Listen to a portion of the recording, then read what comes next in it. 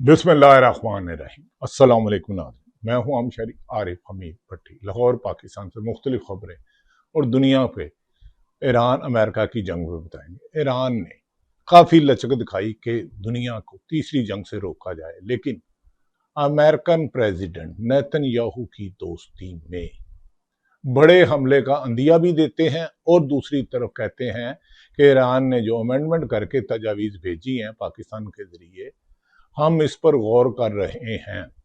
Iran Iran ने बाशगाफ लफ्ज़ में पहले दिन से कहा है कि वो यूरेनियम अमेरिका के हवाले नहीं करेंगे। इसमें रशिया चीन सामने आ चुका है। न ये तो गुमसान की जंग है, ये न जाने इसका अंजाम क्या होगा जब तक ये दोनों टेबल पे बैठ के अमेरिकन और ईरानी कायदीन, उसमें प्रेसिडेंट डोनाल्ड ट्रंप हो या जेडी वैंस हो, बाकर बालिकाफ हो या उनके अब्बास रकचई हो या दीगर क़यादत हो, उस वक़्त तक दुनिया में अमन नहीं आएगा। चाहे यूरोपीय ममालिक हो या खलीजी ममालिक हो, पाकिस्तान हो, ईरान हो, और भारत को तो वैसे ही नॉकआउट हो चुका है। लेकिन पाकिस्तान में जो आजकल घुमसान की जंग जारी है, वन कॉन्स्टिट्यूशन इस्लामाबाद एवेन्यू का मामला, घुमसान की जंग जारी है। रात 2 बजे 1 बजे पुलिस जाती है जहां डिप्लोमेट रहते हैं, जहां बिजनेसमैन रहते हैं, जहां दीगर लोग रहते हैं, उन्हें कहते हैं सवेरे खाली करो। और उस पर अचानक वजीर आजम पाकिस्तान, प्राइम मिनिस्टर एक आला सतही कमेटी बना देते हैं। अब ये वन कॉन्स्टिट्यूशन एवेन्यू पर भी कमेटी पड़ गई है। देखना है ये कमेटी खाला शीदा की निकलती है कि कमेटी लेके कोई भाग जाता है। पाकिस्तान दरअसल नाजरीन है ही एलीट अशराफिया का मुल्क। इसमें हमेशा गरीब के खून और उसकी जिंदगी की कीमत अमीर की ख्वाहिश के आगे हमेशा लुटी ही है। अब से कुछ अर्सा पहले पाकिस्तान भर में कच्ची आबादियों को गिराया गया, 70-80 साल से रहने वालों को गिराया, बड़ी इमाम के करीब लाया गया। CDA के मुताबिक ग्रैंड हयात होटल बनना था 2005 में, उसके बाद वहां फ्लैट बन गए। वो कई हाथों फ्लैट बिके और कहीं नहीं बिके। अब कहा जा रहा है कि 2 अहम शख्सियात आपस में गुमसान की जंग कर रहे हैं और इसकी बाकी जगह किसको दी जाएगी। ना कभी आपने सुना है कि पेट्रोल की कीमत इमरान खान के दौर में 150 रुपए थी, तो महंगाई का जोर डालने वाला मीडिया, आवाम और बड़ी बड़ी सियासी जमातें कहते थे हम महंगाई में नहीं रहते। अब 400 रुपए है तो कमेटी नहीं बन रही। लेवी की कीमत 107 रुपए पेट्रोल पे ली जा रही है। बिजली का यूनिट 16 रुपए से 120 रुपए चले गया तो कमेटी नहीं बनी। गरीब आदमी के घर में तदफीन के लिए, जनाजे के लिए जमीन नहीं मिलती। बहुत से इलाके हैं वो कहते हैं आप यहाँ किराएदार हो, आपको कब्रिस्तान में जगह नहीं दी जाएगी। और एलीट कैप्चर मुल्क में ना सिर्फ अरबों रुपए लूटते हैं, मुल्क से भाग जाते हैं। अब ये कहा जा रहा है कि वन कॉन्स्टिट्यूशन एवेन्यू का मुकदमा दर्ज कर लिया गया। पहले ये बताएं, दुनिया में CDA से ज्यादा मुबैना करप्शन किसमें है? Lahore LDA, Lahore development authority, FDA Faisalabad development authority, GDA Gujrat development, ये तो अमाजगाह है करप्शनों की। यहां बगैर एक घर का 10-10 बंदों को मालक बना दिया जाता है, जो जाके खुद LDA के दफ्तर में अपनी तस्वीर खींचता है, बेचने वाला और खरीदने वाला, और LDA का अफसर, फिर उसको जुर्माने कर दिए जाते हैं। ये एलीट कैप्चर ने मुल्क को यरगमाल बना लिया है। एक छोटी सी पेंचरों की दुकान से अरबों डॉलर के मालक बनने वाले 25 करोड़ अवाम को गधों की तरह घसीटते हैं। इलेक्शन में आप वोट किसको डालते हैं, रिजल्ट जीत कोई जाता है। आप अस्पताल में इलाज कराने जाते हैं तो गरीब आदमी सिसक सिसक के अस्पताल की, सरकारी अस्पताल की फुटपाथ पर जान दे देता है, लेकिन कोई सीनियर डॉक्टर देखने नहीं आता। प्राइवेट अस्पताल, हमीद लतीफ अस्पताल जाते हैं तो कहते हैं CCU में जाना, 10 लाख रुपया जमा कराओ, 5 लाख रुपया जमा कराओ। इस मुल्क में वादिया तौर पर एक एलीट कैप्चर जो बहुत पैसे वाले हैं, ताकत वाले हैं, और एक 95% आदमी जो बुनियादी सहूलतों से महरूम है, इसमें इतना फर्क डाल दिया है कि इससे तबाही ही तबाही होती जा रही है। यही वजह है कि 78 साल बनने के बाद पाकिस्तान में ना अदालतें आजाद हुई, ना जमहूरियत इंडिपेंडेंट मजबूत हुई, ना फंडामेंटल राइट का ख्याल रखा गया, अदलिया में ऐसे ऐसे लोगों को मुसल्लत कर दिया गया जिन्हें खुद ही हुक्मरानों ने, जिनके बारे में गंदी गालियां निकाली, नाजायबा अल्फाज इस्तेमाल किए, इस्टेब्लिशमेंट के लोगों के बारे में मुनासिब अल्फाज इस्तेमाल किए गए। लेकिन इस मुल्क में किस्मत नहीं बदली तो आम शहरी की नहीं बदली। जो रिज़्क़े हलाल खाना चाहता है, जो सच बोलता चाहता है, जो नेकी और बदी में फर्क रखता है, झूठ और सच में आलाकार नहीं बनता। जब भी मुझे लगी लगड़ बगड़ चमचे कच्छों की लगी, उसने एक दिन जर्नलिज्म नहीं की लेकिन सीनियर सहाफ़ी कराए। हराम के माल से पलने वालों को किसी ने एहतसाब नहीं लिया। सच बोलने पर रिज़्क़े हलाल खाने वाले को अर्श शरीफ बना दिया जाता है। हारून रशीद 63 साल सहाफ़त करते हैं, उसे टीवी पे आने की जरूरत नहीं। और ऐसे ऐसे मैसेज आते हैं कि अल्लाह की पनाह। क्या नाज़रीन, जमहूरी हुकूमत सिर्फ अवाम का नाम इस्तेमाल के लिए? जमहूरी हुकूमत किसको कहते हैं? अवाम की हुकूमत, अवाम के लिए, अवाम के जरिए, लेकिन जिसमें अवाम के वोट की हैसियत जीरो हो, जिसमें अवाम के अदालतों से इंसाफ ना मिले। एक बात बता दे, चलो ये जगह 1 कॉन्स्टिट्यूशन एवेन्यू मान लिया ग्रैंड हयात होटल की थी, उधर फ्लैट जब बने 21 साल सीडीए ने क्यों नहीं रोका? कौन कौन से मिनिस्टर इसमें पार्टनर रहे, कौन कौन से जज रहे, कौन कौन से पॉलिटिशियन रहे, किस किस ने इधर से काम कमाया? लाहौर में चैलेंज करता हूं, किसी शहर में एक नक्शा एलडीए से पास करवा के जाए, अपने नाम ट्रांसफर कराए, कंप्लेंशन सर्टिफिकेट लेके जाए। रेवेन्यू डिपार्टमेंट ने अरबों रुपए की प्रॉपर्टी बेच दी। डीसी डीपीओ 90-95% करप्शन करते हैं, जो ऑनेस्ट है उसको सूबा बदर कर दिया जाता है। पाकिस्तान को इन्होंने जानवरों की माजगा बना लिया चंद लोगों ने, और रिमोट कंट्रोल से पाकिस्तान चलाना चाहते हैं। नाज़रीन, वफाकी हुकूमत को दूसरी तरफ पीटीआई की भी हालिया बढ़ के ही रह गई है। हाँ, पाकिस्तान में इस वक्त अगर कोई एक लीडर है तो वो इमरान खान है। नाज़रीन, जिक्र हो रहा था कि 1 कॉन्स्टिट्यूशन एवेन्यू 21/2005 में हुआ, 4-5 दफा सुप्रीम कोर्ट में केस गया, हाई कोर्ट में गया, लेकिन 3 दिन पहले एक सूबाई वफाकी वजीर पुलिस को कहते हैं इकट्ठे आ जाओ, सारे आ जाओ, आके दावा बोल देते हैं। अंदर बच्चे सो रहे होते हैं, माएँ सो रही होती हैं, डिप्लोमेट सो रहे होते हैं, किसी ने घर लिया, उसको कहते हैं 24 घंटे के अंदर खाली करो। अगले दिन शोर मच जाता है, पूरी दुनिया में शोर मचता है, और वजीर आजम पाकिस्तान अचानक नींद से गाफल होते हैं। पत्थर जो उन्होंने पेट्रोल की कीमत बढ़ाने पर सीने पर रखा हुआ था, उस पत्थर को अवाम पर फेंकते हैं, और 1 कॉन्स्टिट्यूशन एवेन्यू पे एक कमेटी बना दी जाती है आला सतही। क्या कमेटी आप उस वक्त नहीं बनाते जब आपने 150 रुपए वाला पेट्रोल 400 रुपए में बेच रही है, लेवी 107 रुपए आपसे ले रहे हैं, जब बिजली का यूनिट 12 रुपए का आपने इसको 120 से ऊपर ले गए, 100 से ऊपर ले गए, जब आपके गरीब आदमी के घर में खाने पकाने के लिए गैस ना आए और बिजली का बिल आए तो वो खुदकुशी करने चले जाए या बच्चों को जिबा कर दे या बच्चों समेत कोई माँ दरिया में फेंक दे, उस वक्त कमेटी नहीं बनाते? क्या आइन में यह हुक्म नहीं है कि अवाम को तालीम, सेहत, रोजगार और इंसाफ फराहम करना हुकूमत की जिम्मेदारी है? क्या सिर्फ एलपीजी, जब आईपीपी के साथ अरबों रुपए मुबैना करप्शन लेने हैं तो उनको आपने बिजली बनाने का ठेका दे देना, 100 मेगावाट बनाओ और 10 बनाओगे तो 100 के पैसे मिलेंगे।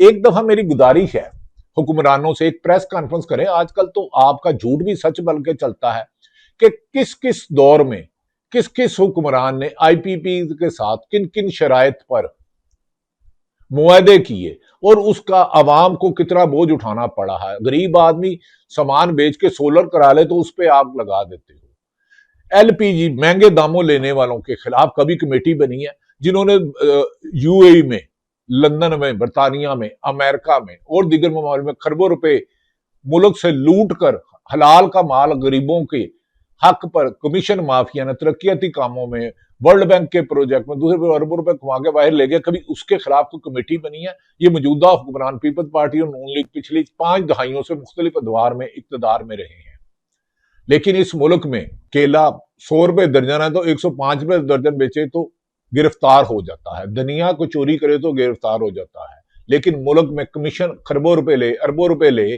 तो दुबई पेमेंट होती है, लंदन पेमेंट होती है, अमेरिका पेमेंट होती है। पाकिस्तानी करेंसी में हम रिश्वत भी नहीं लेते। कभी इसमें बना है कि फलां बच्चे का 2.5 करोड़ से ज्यादा लोग बच्चे स्कूल में नहीं जा सकते? कभी इस बात पे कमीशन बना है कि इतनी देर इक़्तिदार में रहने वालों ने पाकिस्तान के चारों सूबों में, पंजाब, खैबर पख्तूनख्वा, सिंध, बलोचिस्तान के हर शहर में सरकारी अस्पताल, बेहतरीन तमाम सहूलतों से मुसर क्यों नहीं बनाए? सरकारी स्कूल क्यों नहीं बनाए? सरकारी कॉलेज क्यों नहीं बनाए? सर रोजगार के मौके क्यों फराम नहीं किए, क्यों पाकिस्तान का एलीट कैप्चर, पाकिस्तान का ब्रेन सारा ही बैरून जाता है।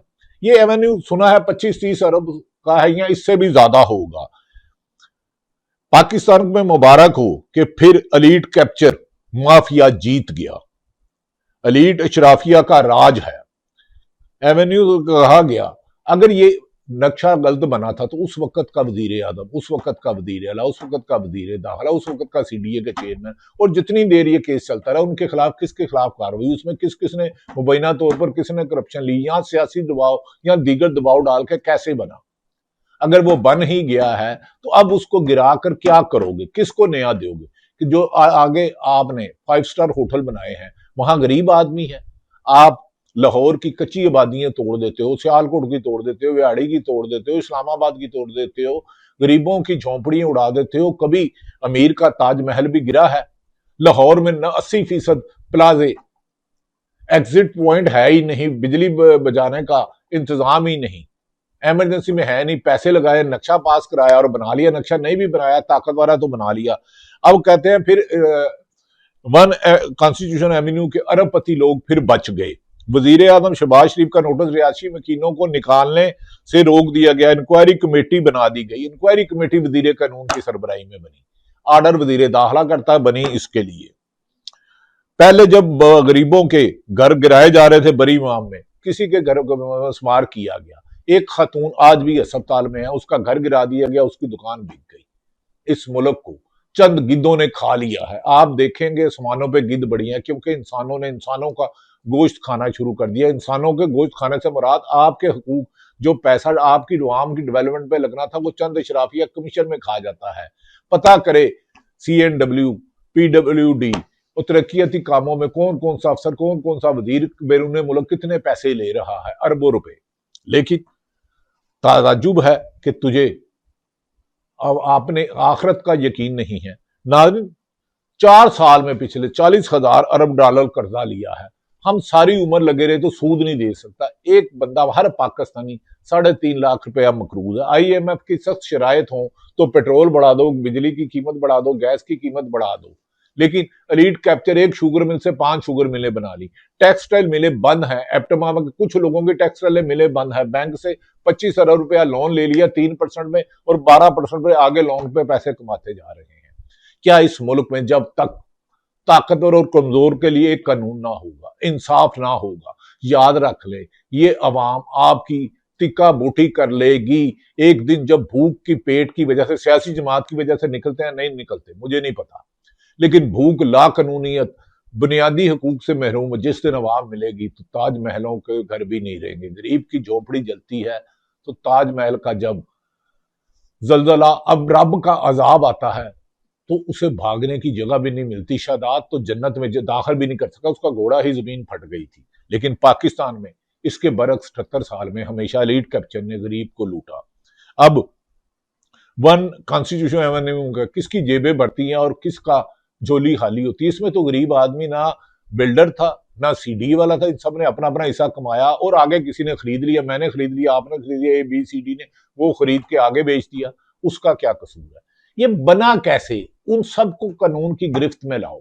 लाहौर LDA और बोर्ड ऑफ रेवेन्यू के मेन अफसरान को पकड़ने, आपको खरबों रुपए के करप्शन के हकायक सामने आ जाएंगे। कौन सी जगह लीज पे किसने ली, कितने पैसों में दी, कितनी कमीशन दी, तरक्याती फंड में कितना लिया। पिछले दिनों में तरक्याती फंड में सुना है कि 60% तक कमीशन चले गई थी।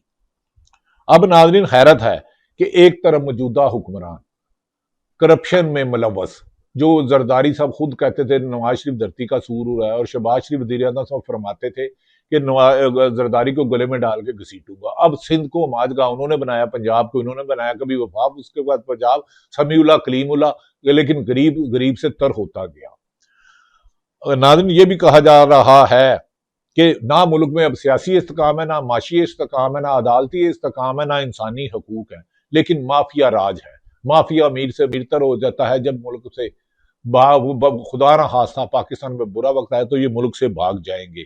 दूसरी तरफ नाज़रीन, ये भी कहे जा रहा है कि वजीर आला खैबर पख्तूनख्वा, बड़के तो बहुत मारते हैं, सहील अफरीदी पहले सरगर्म थे, अब उन्होंने एक जिरगा इस्तेमाल किया। उसने कहा कि ANP असवद वली गालबन और दीगर जमातों को वफाकी हुकूमत को 48 घंटे का अल्टीमेटम दिया है कि अगर गैस के मसाइल हल ना किए तो हम लॉन्ग मार्च करेंगे।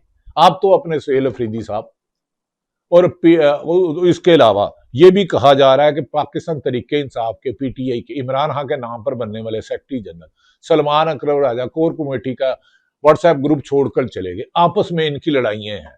जो बंदा महल्ले का काउंसलर नहीं बनता था, वो 8 फरवरी 2024 के इलेक्शन में इमरान खान के मुख्तलिफ नामों पर वोट लेकर MNA बन गया, सेनेटर बन गया, MPA बन गया। लेकिन इमरान खान 3 साल से जेल में है। उसकी 85% बनाई चले गई, उसकी बीबी की चले गई, उसकी लीडर 95% पर मुकदमात हैं।